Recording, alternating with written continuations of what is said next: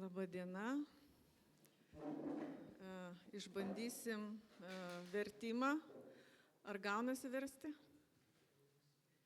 Viskas gerai veikia? Ar girdit? Ai, ausinių neusidėjo. Norim šiandien pirmą kartą pabandysim per ausinės į rusų kalbą. Отсеките русскоязычные, пожалуйста, скажите, слышите или нет? Слышно? Все хорошо. Taigi, šiandien mūsų bažnyčios, prašom nekalbėti dabar, nes trukdot, kaip šnekat. Sveikinam dar kartą visus su gimimo diena bažnyčios, jubiliejum 15 metų. Ir kas nebuvote, būkit pasveikinti. Ir taip pat gal kažkas norėsit, būtent iš rusakalbių pusės, kurie vakar nebuvo, pasakyti kažkokį pasveikinimą. Gal Olė pagėdos mums kažką, ar poemą kokią pasakys, o tiesiog pastorė Andželika paragino mane paskaityti savo eilės šiandien. Ir būtent labai vakar palėtė šitos merginos, jaunos Karolina vardas, kai gėdojo. Ir tiesiog prisiminiau, kada sunkių laikų viešpats davė eilės. Tiesiog aš išliejau savo širdį jam ir kai jį gėdojo tas giesmes, aš prisiminiau, todėl paskaitysiu dabar jums. Ir vakar tiesiog tokį išgyvenom, tikrai labai nuostabų laiką, jautėmės kaip krikščioniškam lyrikos vakare. Buvo eilės, paskaitė pastorė, sveikinimai ir tos giesmės skirtingų žmonių.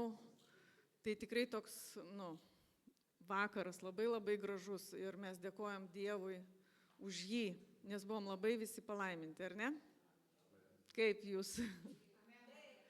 Ir sakom, galbūt reikėtų nors į metus kartą surengti būtent tokį krikščionišką kūrybos vakarą, nes daug žmonių kūrė ir eilės, ir giesmės yra, ir labai būtų graži idėja pašlovinti viešpatį savo kūrybą. Tai būtų labai fainiai surengti tokį. Turėkim visi maldose, ar ne, omeny. Ir taip mes skelbsime Evangeliją per tai taip pat.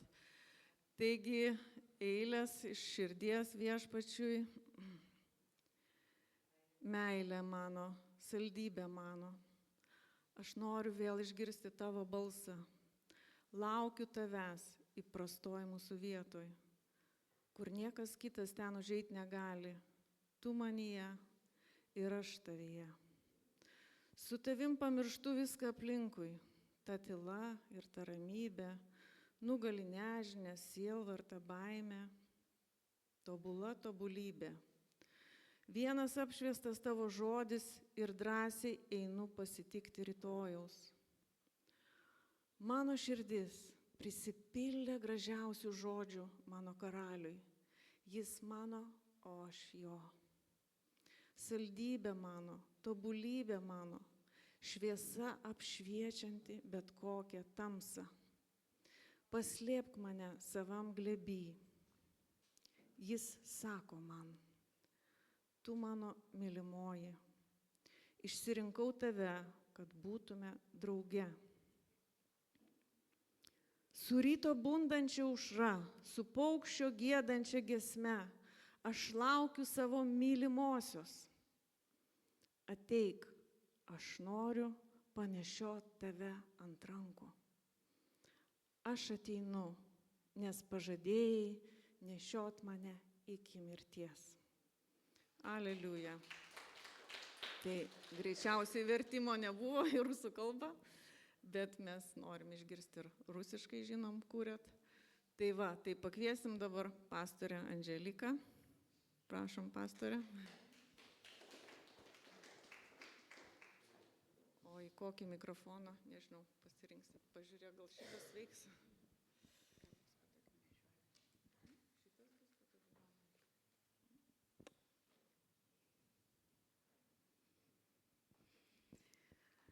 Ačiū labai pastoriai Daivai už tokias gražias eiles. Mes esame visi jo mylimoji. Ir moterims, kaip sakoma, ar ne, paprasčiau yra tą pagauti idėją, kad bažnyčia yra Kristaus mylimoji, kurios Kristus trokšta, to artumo, jis nuo pat ryto jau laukia čia. Ir dalis mylimosios jau buvo čia, ar ne, airių bendruomenė, dabar lietuvių bendruomenė, su bičiuliais iš kitų tautų šlovina viešpatį, artinasi prie jo, kaip viešpats trokšta to artumo, mūsų širdžių artumo. Ir kiekvieną kartą mūsų širdise jis trokšta sukurti stebuklą. Jūs esate jo stebuklas. 15 metų bendruomeniai, bažnyčiai, čia svečioj šaly, ne savo šaly, ne Lietuvoj ar Ukrainoje, ar iš kitos šalies esantys žmonės, bet kitoje šalyje radę prieglobstį, bet radę prieglobstį dar ir po jos sparnais, globojami viešpaties, statomi viešpaties bažnyčia. Tad sveikinu dar kartą visus su 15 gimtadieniu, kurių vakar nebuvo, ir jūs ypatingai. Prašom, apkabinkit vienas kitą ir sakyt, tu esi be galo brangus viešpačiui ir esi brangus man. Iš kairės, iš dešinės. Žinokit, apkabinimų nebus per daug, tikrai nebus per daug. Viešpats mėgsta apsikabinti, ar ne? Tėvo glėbis visada yra atviras ir jis mėgsta mus visus apglėbti. Šiandien mūsų bažnyčioje meldėmės už jūs ir visada bažnyčioje yra kažkokia kryptinga malda, mes meldžiamės Šiauliuose kiekvieną sekmadienį ir šis sekmadienis buvo skirtas airių lietuvių bendruomeniai, bažnyčiai, kad išties tai būtų tas uostas, į kurį galėtų atplaukti, išblaškytieji galbūt laivai, patyrę audras laivai, kol pasiekia šitą krantą, galbūt nusivylę žmonės, kurie ieško sėkmės svečiose šalyse, pagalbos, vidinės ramybės savo, kad jūs būtumėte šitas uostas, kad jūs pasiektumėte lietuvius čia Airijoje su Evangelijos žinia, kad būtų tokia gyva bažnyčia, kalbanti, mylinti, apglėbianti, priimanti ir kitų tautų žmonės taip pat, nes tai yra taip gražu, jūs giedate anglų kalbą, jūs giedate lietuvių kalbą, jūs giedate rusų kalbą ir visiems yra čia vietos po dangumi, kaip sakoma, visoms tautoms. Mes irgi pastaruoju metu tai patiriame, nes į bažnyčią ateina ir tarptautiniai studentai, atvykę pagal Erasmuso programą. Ir vertimas lygiagrečiai irgi vyksta ir anglų kalba, ir rusų kalba, nes tai ukrainiečiai, tai Baltarusijoje apsilanko, tai iš Latvijos žmonės. Dievas myli visas tautas, o visose tautose yra jo žmonės, jo bažnyčia. Ir taip jau yra, kad šis savaitgalis yra bažnyčios savaitgalis, nes tai bažnyčios gimtadienis, bažnyčia yra ypatingas kūrinys pasaulyje, toks Dievo projektas, Dievo sumanymas. Na ir apie ją natūraliai ir norisi kalbėti. Ir man norisi pakalbėti apie bažnyčią. Vat jūs bažnyčia čia, mes bažnyčia Lietuvoje, yra įvairių konfesijų bažnyčios ir jos vėlgi sudaro visuotinį Kristaus kūną. Ir tai yra nuostabu, kad Kristus yra jungtis. Jis ne priešybė, jis nesupriešina konfesijų pirmiausiai, krikščioniškų. Jeigu yra Kristus, kur yra Kristus, ten yra jungtis. Ir Kristus nesupriešina tautų. Kristus, ten kur Kristus, ten yra jungtis. Amen. Kristus jungiantis. Ir todėl, kai kalbame apie bažnyčią, turėkime omeny ir jūs pačius, ir mes ten save. Mes matome jo didžiojo šlovingojo projekto dalimi, save turime matyti. Tai didelis Dievo darbas, bažnyčia, kuri tęsiasi tūkstantmečius ir mes esame labai nedidelė to darbo dalis, bet esame to didingo darbo dalimi. Ir šiandien man norėtųsi pakalbėti apie bažnyčią paskutinių laikų kontekste. Bažnyčia kokie bruožai bažnyčioje, kurių tikisi Kristus iš bažnyčios gyvenančios paskutiniaisiais laikais. Kaip Jūs manote, ar mes gyvename paskutiniaisiais laikais? Aha. Taip. Pamatysime, kas yra tie paskutiniai laikai ir tikrai, nesuklysime sakydami, kad mes gyvename tais paskutiniaisiais laikais. Ir bažnyčia yra ta, kuri laukia ateinančio savo viešpačio. Ir eilėse mes girdime tas ilgesys ir šventam rašte tas ilgesys: ateik viešpate, ateik, nes su tavim ateina kūrinijos atsinaujinimas, žemės atsinaujinimas. Ateik viešpate, yra tas laukimas. Šiandien pažiūrėsime, kokios tikisi bažnyčios Kristus paskutiniaisiais laikais. Per 3 Jėzaus mini palyginimus, kurie yra kaip įžanga į didžiuosius jo palyginimus, Mato Evangelijoje 24-25 skyriuje, paskutiniųjų laikų palyginimus. Turime suprasti, kad Jėzus prieš palikdama žemę ir prieš eidamas į savo misiją ant kryžiaus, paskutinysis mokymas bažnyčiai, apaštalams, buvo mokymas apie būtent paskutiniuosius laikus. Kristus nenorėjo palikti savo mokinių nežinioje ir jis davė tuos ženklus ir orientyrus, kad bažnyčia orientuotųsi, suprastų jo judesį, įvykius, turėtų Dievo išminties ir turėtų tam tikrų bruožų, kurių Kristus tikisi iš savo tautos, esančios čia žemėje, kuri pažįsta viešpatį. Taigi, Mato Evangeliją atsiverskime ir mes perskaitysime šitos mini palyginimus. Toj paminėsiu vieną teologinį terminą, tik neišsigąskite, bet jį svarbu žinoti krikščionims. Jūs turite jį žinoti, jūs būtinai turite jį žinoti. Šitie palyginimai vadinami eschatologiniais palyginimais, o tai reiškia iš graikų kalbos išvertus eschatos yra paskutinis, logos yra žodis.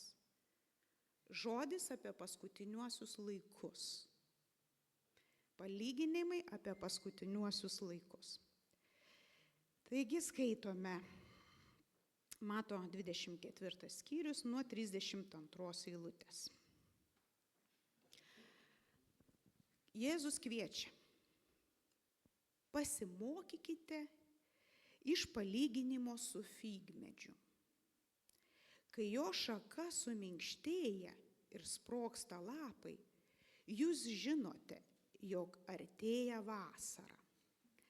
Taip pat visą šitą išvydę žinokite, jog tai arti prie durų. Pasakykime, prie durų.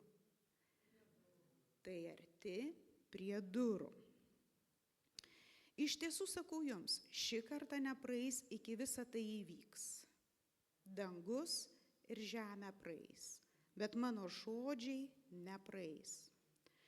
Tačiau tos dienos ir valandos niekas nežino, ne dangaus angelai, o vien tik mano tėvas. Kai buvo Nojaus dienomis, tai bus ir tada, kai ateis žmogaus sūnus. Kaip dienomis prieš tvaną žmonės valgė, gėrė, tuokėsi ir tuokė iki tos dienos, kurią Nojus įžengė į laivą, nieko nenumanydami, kol užėjo tvanas ir visus nusinešė. Taip bus ir tada, kai ateis Žmogaus Sūnus. Tada du bus kartu lauke ir vienas bus paimtas, o kitas paliktas. Dvi mals girnomis ir viena bus paimta, o kita palikta. Todėl budėkite, nes nežinote, kurią valandą ateis jūsų viešpats. Supraskite ir tai, jeigu šeimininkas žinotų, kurią nakties valandą ateis vagis, jis budėtų ir neleistų jam įsilaužti į namus. Todėl ir jūs būkite pasiruošę, nes Žmogaus Sūnus ateis tą valandą, kurią nemanote. Taigi, perskaitėme tokį intro į ilguosius palyginimus apie paskutiniuosius laikus. Po to jau eina palyginimas apie 2 tarnus, vieną ištikimą, kitą blogą tarną, po to 10 mergelių, po to talentų palyginimas ir galiausiai avys ir ožiai. Visi šitie didieji palyginimai kalba išplėstiniu būdu apie paskutiniuosius laikus. Bet čia šitoje ištraukoje, kurią perskaitėme, Jėzus lygina paskutiniuosius laikus su 3 dalykais, į kurius kviečia įsižiūrėti ir juose atitinkamai elgtis ir veikti. Kaip bažnyčiai, kaip tikintiesiems. Pirmiausiai sako, pasimokykite iš figmedžio. Pirmas yra figmedis palyginimas. Ir figmedis mums kai ką pasako. Kitas palyginimas yra Nojaus laikai. Įsižiūrėkite į Nojaus laikus. Ir trečias mini palyginimas yra apie vagį naktį.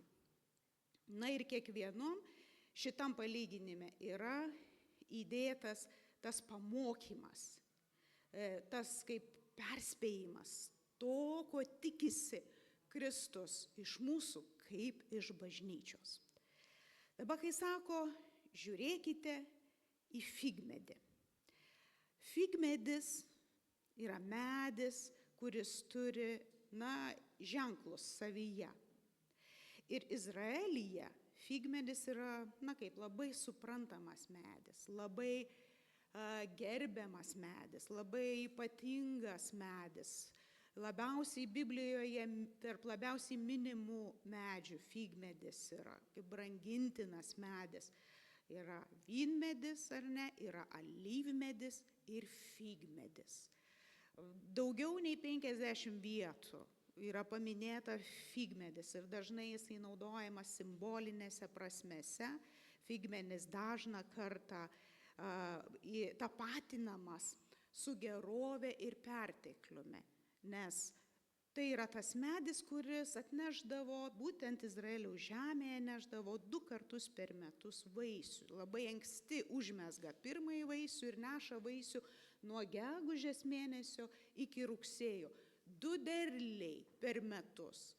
Todėl tai yra su tokia su pilnatvė, su gerove. Ir kada pranašai naudoja figmedžio, pavyzdžiui, palyginimą, jie tai turi omeny, kad tai yra gerovės laikas. Kaip sakoma, štai sako, ir Saliamono laikais kiekvienas sėdės po savo vynmedžių ir figmedžių. Tai reiškia, bus taikos metai, tai bus aukso laikotarpis, tai bus ramybės laikas. Ir žmogus pasodins figmedį, o figmedis jisai greitai augantis medis, jau galima tikėtis pirmųjų vaisių 2, 3 metais. Tai didžiulė laimė, kai žmogus gali pasodinti savo rankomis, savo sode medį ir jau 2 metais ar 3 tikėtis paragauti to medžio vaisiaus. Tai nereikia laukti 10-mečio, kai, sakykime, su vynmedžiu, ne vynmedis, atsiprašau, alyvmedis, jis atneša vėliau vaisių, o čia ateina tie ankstyvieji vaisiai. Čiagi Jėzus labai įdomiai šitą figmedį paima į tą paskutinių laikų kontekstą. Jisai sako, kai figmedžio, jūs žinote, sako, kai figmedžio šakelės pradeda minkštėti, jūs žinote, kad bus išskleidžiami lapai ir ateina vasara. Turime suprasti, kad Naujojo testamento kontekste vasara reiškia Dievo karalystę. Kai ateis Kristaus ateimas apibūdinamas kaip vasaros laikotarpis, didžios laimės, pilnatvės laikas. Ir lapai, sako, va tie, kurie pradeda skleistis, jie kalba apie vasarą. Vasara tai yra tai, ko mes laukiame, tos amžinosios vasaros, amžinybės įvaizdis yra. Tuo tarpu vaisiai figmedžio yra tie paskutiniųjų laikų ženklai. Kodėl taip sakom? Todėl, kad figmedis turi tokį ypatumą, kad vaisiai atsiranda prieš lapus. Tai yra labai ypatingas medis, retas toks medis, kuris subrandina vaisius prieš lapus. Mes esame įpratę, kad Lietuvoje skleidžiasi pavasarį lapai ir po to vasarą yra užmezgami vaisiai, vaismedžių, ar ne? Čiagi vyksta atvirkščiai, sukraunami yra vaisiai, o artėjant vasarai išsiskleidžia lapai, kurie turi išsaugoti tuos subrandintus vaisius. Na ir tie vaisiai, sako, jūs priartėjat prie figmedžio ir turite suprasti tuos vaisius kaip ženklus. Kokiegi yra šitie ženklai? Apie ženklus Jėzus pats pasakė, kokie yra figmedžio ženklai prieš vasarą. Tai reiškia prieš Kristaus atėjimą, kokie ženklai, į kuriuos turi stebėti bažnyčia savo aplinkoje, juos žiūrėti ir juos suprasti. Jėzus apie tai kalba nuo 3 eilutės, tam pačiam skyriuje. Galime šiek tiek perbėgti iki 14 eilutės, dar paskaityti. Sako, kai Jėzus sėdėjo Alyvų kalne, prie jo vieni mokiniai ir klausė: pasakyk mums, kada tai įvyks, kada įvyks tavo atėjimas ir koks tavo atėjimo ir pasaulio pabaigos ženklas. Ir Jėzus jiem atsakė: žiūrėkite, kad niekas jūsų nesuklaidintų. Daug kas ateis mano vardu ir sakys: aš esu Kristus, sekite manim. Ir daugelis suklaidins. Girdėsite apie karus ir karų gandus. Žiūrėkite, kad neišsigąstumėte, nes visa tai turi įvykti, bet tai dar ne galas. Tauta sukils prieš tautą ir karalystė prieš karalystę. Įvairiose vietose bus badmečių, marų ir žemės drebėjimo. Tačiau visa tai gimdymo skausmų pradžia. Pasakykim, pradžia. Pradžia tai reiškia ne pabaiga. Tada jūs atiduos kankinti ir žudyti, būsite visų tautų nekenčiami dėl mano vardo. Daugelis pasipiktins, vieni kitus išdavinės ir vieni kitų nekęs. Atsiras daug netikrų pranašų, kurie daugelį suvedžios, kadangi įsigalės neteisumas, daugelio meilė atšals. Bet kas ištvers iki galo, tas bus išgelbėtas. Ir bus paskelbta ši karalystės evangelija visame pasaulyje, paliudyti visoms tautoms. Ir tada ateis galas. Taigi, ką mes matome? Jėzus čia mums parodo visą išklotinę, įvykių išklotinę, kuri yra to figmedžio vaisių ženklai, dar iki lapams pasirodant. Sako, lapai pasirodys tada, kai Evangelija pasieks visas tautas, visų tautų žmonės, visame pasaulyje ji bus paliudyta, ji bus paskelbta, ji bus apreikšta ir tada ateis galas. Bet iki tol susibrandins tie vaisiai, pirmiausiai pasimatys tie vaisiai. Ir sako, žiūrėkite, ko žiūrėkite, bažnyčia, ko tu turi žiūrėti. Pirmiausiai žiūrėk, kad nebūtum suklaidinta. Jokių kultų, jokių netikrų pranašysčių, jokių ateimo datų. Žiūrėk, kad tavęs niekas nepaklaidintų. Bažnyčia, būk įžvalgi, bažnyčia, būk išmintinga, bažnyčia, būk sumani, bažnyčia, pažink ženklus ir pažink Dievo veikimą. Kaip sąrėmių pradžią Jėzus pamini, yra gimdymo procese tokie niuansai, moteris mes žinome. Yra tikrieji sąrėmiai ir yra netikri sąrėmiai. Netikri sąrėmiai jie užeina staiga, kai moteris laukiasi, ir čia yra laukimas. Bažnyčia yra nuolatos ta, kuri laukia ateinančio Kristaus. Ir sąrėmiai jau ateina ir atrodo, dar nelaikas gimdyti, bet žiūrėk, sąrėmiai užėjo sąrėmiai, jie stiprėja. Ir šitos sąrėmius įvardina. Kokie sąrėmiai? Štai, sako, jūs išgirsite, karai, bus gandai, bus gąsdinimai. Prie šitų sąrėmių Jėzus sako, žiūrėkite, neišsigąskite. Žiūrėkite, te niekas neapgauna jūsų. Antras dalykas, žiūrėkite, neišsigąskite. Tauta sukils prieš tautą. Bus badmečių, bus įvairiausių žemėje pasiekmių to bendro nuopolio ir bendros kančios.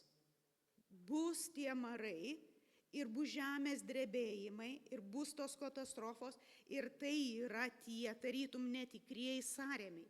Bet su sąrėmiais netikrais yra taip, jie užeina staiga, atrodo dažnėja ir po to lėtėja ir atsitraukia. Netikri sąrėmiai atsitraukia. Bet kai ateina tikras laikas gimdyti ir tikrai jau sąrėmiai nebeatsitraukia. Mes matome žmonijos istorijoje nuolatos kartojasi ta tendencija. Tų tarytum netikrų sąrėmių. Ir čia Jėzus sako, čia dar negalas. Kai ateina netikri sąrėmiai, tai dar negalas. Žiūrėkite ir supraskite tai. Kai prasideda sunkumai, tada atšąla santykiai. Kai prasideda, pažiūrėkite, karo sunkumai, tauta su tauta, kas įvyksta, susipriešina tautos. Giminės susiskaldo, šeimos susiskaldo, meilė atšąla. Bet Dievo bažnyčia, ji kviečiama šitame kontekste iš tikrųjų elgtis kitaip. Tai yra suprantama, bet mūsų atveju kaip Dievo žmonių nepateisinama. Jeigu kažkur kitur atšąla santykiai ir meilė liaujasi, Dievo namuose meilė turi augti. Amen. Mes esame tam sukviesti ir surinkti Dievo, kad atspindėtume kitą karalystę, dangišką karalystę, kaip danguje, taip ir žemėje. Todėl Viešpats mus ragina, taip ir melskitės, prašykite, kad būtų kaip danguje, taip ir žemėje. Taigi tas figmedis mums sako apie vieną svarbų bažnyčios bruožą paskutiniajame laike. Jūs teisingai pastebėjote apie paskutiniuosius laikus, kad mes gyvename paskutiniame laike. Bet apaštalai pirmieji taip pat gyveno paskutiniaisiais laikais. Paskutiniai laikai prasidėjo nuo apaštalų laikų visame bažnyčios istorijoje. Yra šitas paskutiniųjų laikų etapas iki Kristaus atėjimo. Tad bažnyčia, nebijok, ar ne, kai ateina sąrėmiai, bažnyčia būk išvalgi ir būk supratinga, suprask laikų ženklus. Suprasdama laikų ženklus, suprasi viešpaties veikimą. Toliau Jėzus sako, paskutiniai laikai yra kaip Nojaus laikai. Ir Nojaus laikams, kas buvo būdinga? Nojaus laikams buvo būdingas žmonių naivumas. Žmonės nesuprato Dievo kelių ir Dievo planų. Žmonės gyveno savo gyvenimą, gyveno tokį paprastą, atrodytų rutininį, nuolatiniai savo rutinoje. Sako, bus taip, kaip ir Nojaus dienomis. O tomis dienomis žmonės nesitikėjo, kad bus tvanas. Niekas nežinojo, išskyrus Nojų, Dievo teisų į žmogų, kad artėja tvanas. Niekas nežinojo. Tiesiog žmonės valgė, gėrė, tuokė iki tos dienos, kurią Nojus įžengė į laivą, į išgelbėjimo laivą, į arką, kurią statė. Kas blogai su šituo žmonijos valgymu, gėrimu, tuokimuose? Čia nėra nieko blogo, atrodytų. Nu va, ir mūsų kitą savaitę tuokėsi vidurinysis sūnus.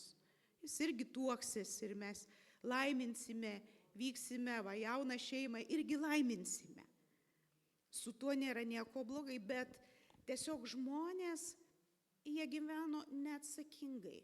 Jie gyveno neatsakingai Dievo akivaizdoje. Tarytum Dievo nebūtų.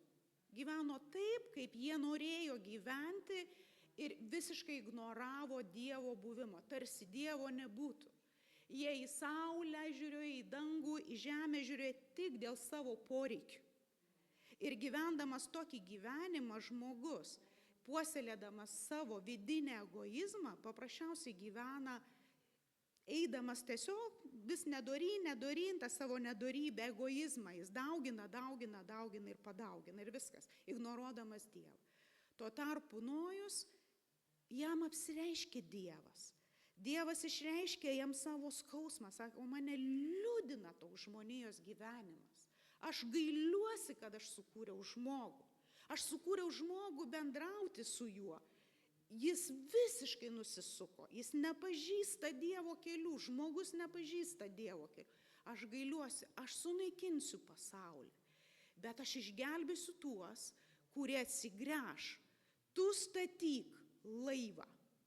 Ir bažnyčiai tai yra žinia, kad nežiūrint į nieką, nežiūrint kaip gyvena šiandien žmonės, kaip šiandien žmonės gyvena mūsų pasaulyje, demokratinėme pasaulyje, kokias vertybės ir ideologijas jie puoselė.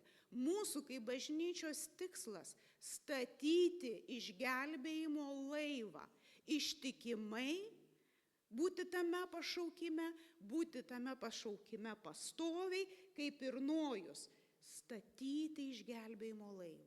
Statyti išgelbėjimo laivą ir dėl savo tikėjimo, bet taip pat Nojus jisai statė ir dėl savo artimųjų. Turėkime omeny ir savo artimuosius į tą išgelbėjimo laivą. Viešpatie, mes nepaliksim savo artimųjų, mes jų nenumesim, mes jų neužmiršim. Mes pirmiausiai už juos galime melstis ir tai daryti nuolatos, paimti pačias sunkiausius atvejus. Nojaus šeima irgi nebuvo tie, kurie labai kažkaip tai buvo tokie supratingi žmonės ir veržėsi į šitą arką, kai visi tiesiog tūsino ir gyveno aplinkui. Kai visi juokėsi iš to Nojaus ir sakė, kaip kvaila 21 amžiuje tikėti, kas čia per archaiškas dalykas. iš Nojaus tyčiojasi, jis nebuvo žvaigždė, jis nebuvo kultas, kuriam lenkėsi ir sako, krikščioniškas kultas. Ne, jo tikėjimas buvo toks tikras, kad iš jo tyčiojasi. Tai nebuvo kažkoks populistinis dalykas.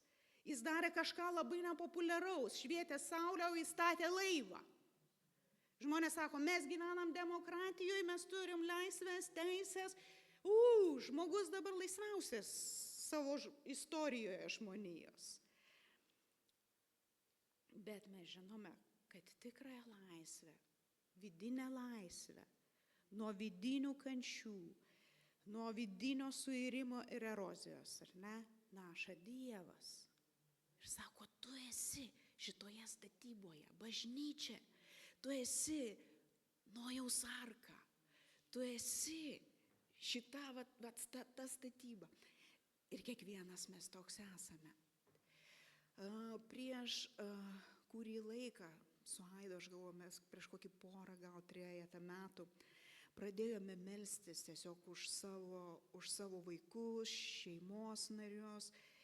Ir mes nusprendėm, Viešpatie, yra tavo pažadas. Išsigelbėsi tu ir tavo namai. Ar ne? Yra šitas pažadas. Dieve, jeigu tu tiki, tu statai, išsigelbėsi tu ir tavo namai. Ir mes pasirinkom labai paprastą sistemą.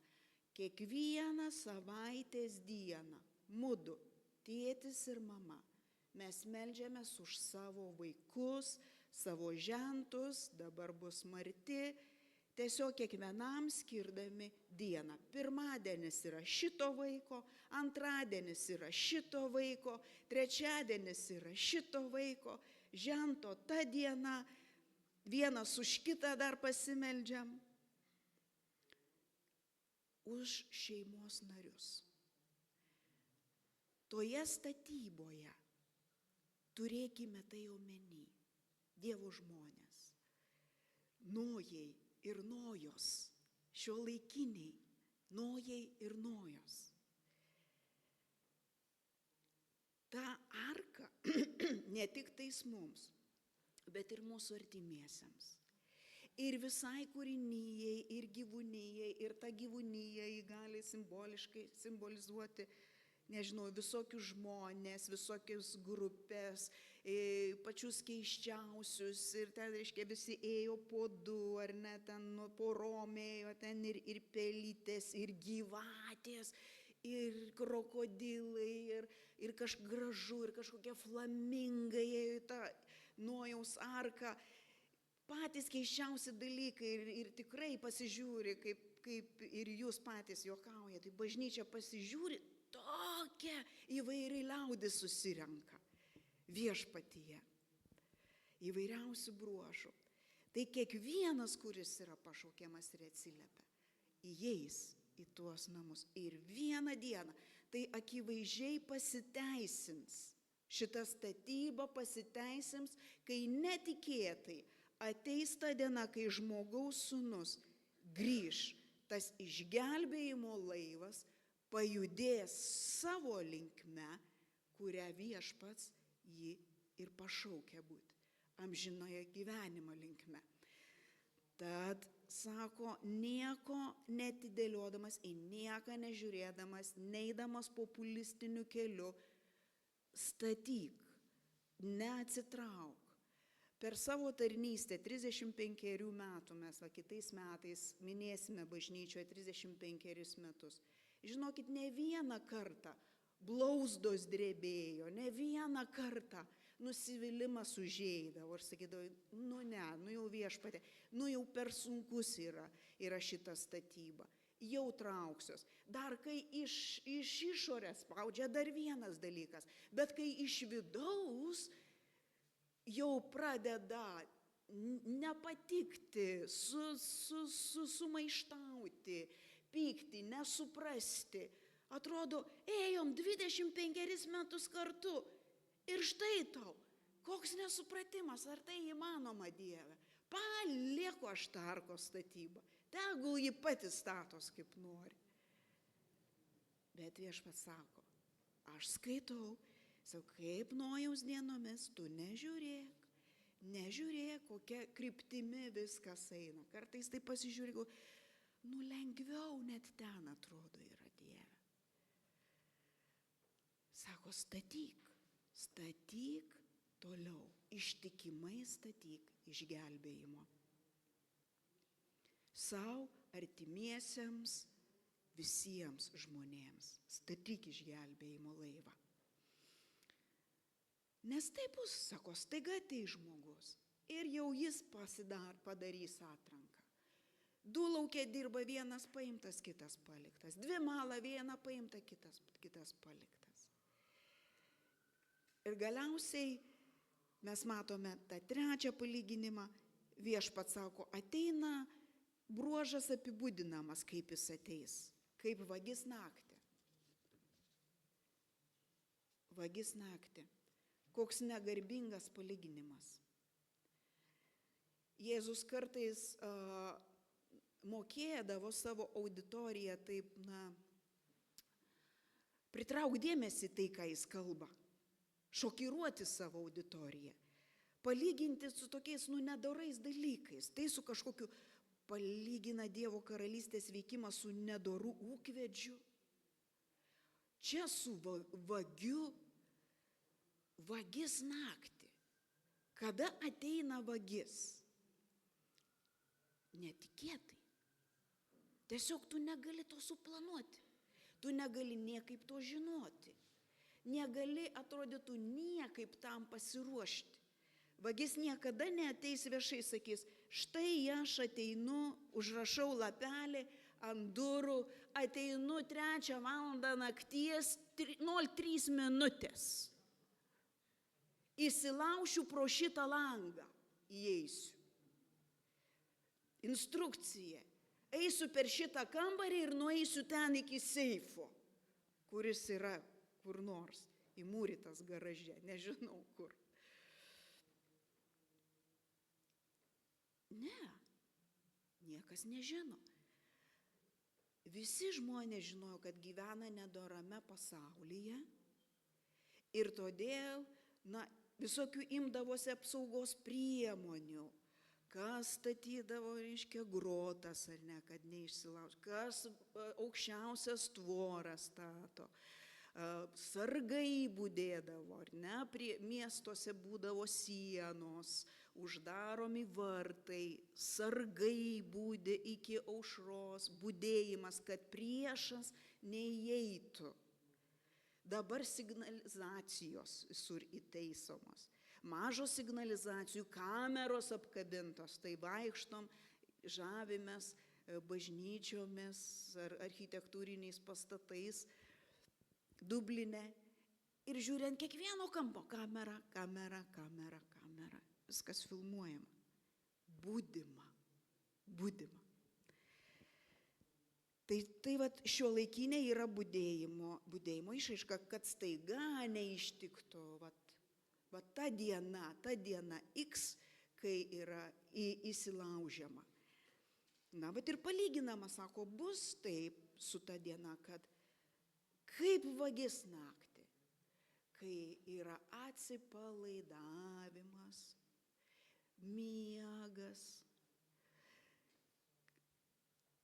Kiek kartų grįžtame naktimis ar iš kokios kelionės su Aidu, sakom, miestas miega. Ir žmonės būna tokio atsipalaidavimo ir miego formoj visiškai pažeidžiami. Todėl visos tos karų užpuolikų taktikos taip ir yra. Bombardavimai naktį, įsilaužimai naktį, kada žmonės pažeidžiamiausi ir silpniausi. Miega ir nepasiruošia, ištikti, staiga ištikti. Tai ta diena atėjimo tokia bus, jos niekas nežino. Bet vienas dalykas sako, bažnyčia, todėl visada būk budri. Būk budri, statyk bažnyčią, lauk viešpaties, kaip vakar girdėjom. Ne vienas sakė, iki viešpaties atėjimo. Linkėjimas išlikti iki viešpaties ateimo. Laukiame. Tas netikėtumas, jis ir taip asmeniškai į kiekvieno gyvenimą viešpats ateis netikėtai, staiga nesuplanuosi tos dienos, kai jam žinai gyvenimą pašauks. Bet ir bažnyčios paėmimas, kada ateis tos dienos, niekas jos nežino, niekas neišprognozuos, niekada neklausykit jokių prognozių, jokių dirbtinių pranašų, kurie sako, žina, ale nujaučia, ale kažką susapnavę, ale kažką sužinoja, ale aiškina kažkokias senus manuskriptus, senas pranašystės apie tas dienas ir datas, kada galimas, įmanomas Dievo ateimas, Kristaus ateimas. Niekas nežino, nei angelai, nei žmogaus sūnus, vienas Dievas te žino šitą dieną, kūrėjas, kuris visą sukūrė ir visą palaiko. Bet bažnyčia, jis sako, paskutinių laikų bažnyčia yra budinti bažnyčia. Nemieganti, bet budri. Ji žino, ką daryti, ji žino, kaip tarnauti, ji žino, kokią žinią ji turi, ji žino, kad viltis yra joje. Visa tai atiduodant, visų tuo dalinantis, žadinant žmoniją, tai yra mūsų paskirtis. Taigi, brangieji, Kristus sako, paskutiniais laikais bažnyčia turi būti su mani, stebėti ženklus, kuriuos vyksta, nepasimetus išmintinga, statanti, toliau statanti bažnyčią ir budinti maldose, šlovinimu, tarnystėje, pagalboje, ką jūs ir darote, dalindamiesi įvairiausiomis dovanomis, kurias jūs turite. Tai Dievas laimina jūsų statybą. Haleliuja. Jėzaus vardu. Viešpatie Dieve, dėkojame tau už tavo žodžius, kurie niekuomet nepraeina. Jie visuomet išsipildo savo laiku. Tu nepalieki mus nežinioje, bet tu paruoši mūsų dvasią, tu nukreipi mūsų kelius, tu nukreipi mūsų žingsnius savo linkme, apšvieti mūsų mintis, sustiguoji mūsų dvasinį žmogų ir atnaujini mus kas rytą, naują tavo malonę, atnaujini mus pagal mūsų viešpaties Jėzaus Kristaus atvaizdą ir pavidalą. Dieve, meldžiame už Dublino lietuvių bažnyčią, jos 15 gimtadienį. Dieve, tegul tai būna dar ateinantis 15 metų, pilni tavo apšvietimo, pilni tavo žodžio, viešpatie, pilni tos tarnystės energetikos, Dieve, kuri užkrečiama būna vienas nuo kito, per tavo dvasią, viešpatie, tegul šita bažnyčia nestokoja tavo darbininkų, nes pjūtis didelė, o darbininkų maža, bet tu esi pjūties šeimininkas ir tavo yra darbininkai. Siųsk savo darbininkus į pjūtį ir tegul šitas laivas būna statomas šiame uoste, tvirtas Jėzus Kristaus vardu. Amen.